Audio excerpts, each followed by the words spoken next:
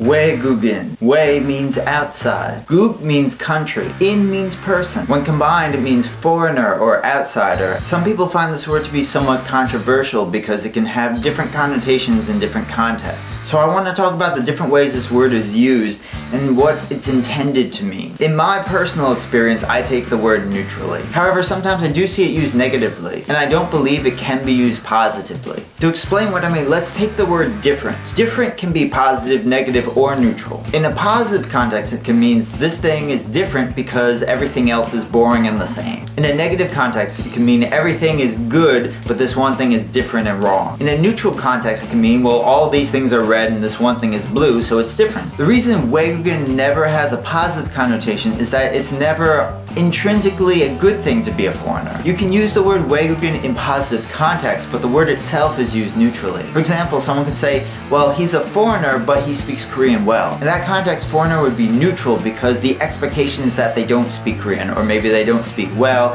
However, they do speak well. In a negative context, it can mean that person's not like us, and they're bringing their clashing ideals and their clashing culture. You can imagine that if someone just says, oh, that foreigner, the implication is that outside person who doesn't belong here. However, I find it often a neutral term because Korea is still a homogeneous culture where people look similar, people have similar ancestors, people speak the same language. Someone who automatically stands out, like someone who's white, is obviously not Korean. And it's logical to assume, for example, that a white person would not speak Korean, would not understand the culture, and most importantly, would not fit into the social hierarchy. Social hierarchy is very important in Korea. Whatever age you are, the people who are older than you are always going to be older than you and are always going to demand a slightly higher level of respect, or perhaps a much greater level of respect depending on who they are. And the people younger than you will always be younger than you, and they will always owe you some respect. That determines what kind of speech you use to them and how you treat them. For the most part, foreigners do not have to abide by that hierarchy at all. If I'm talking to an older Korean person in English,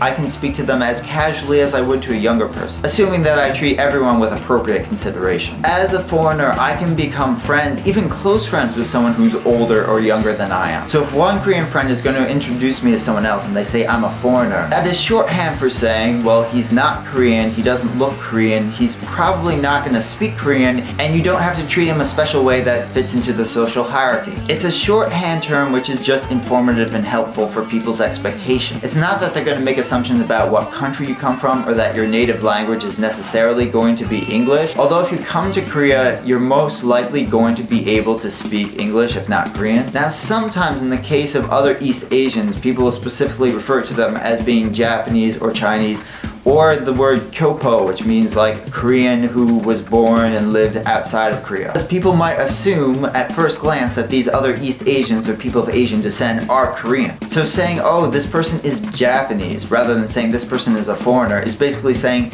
no, you might assume that they're Korean, but they're not Korean. This is why they look that way. Or yes, they are ethnically Korean, but they don't speak Korean and they're not used to the social hierarchy. They're Korean American. Those terms are used to distinguish from expectations.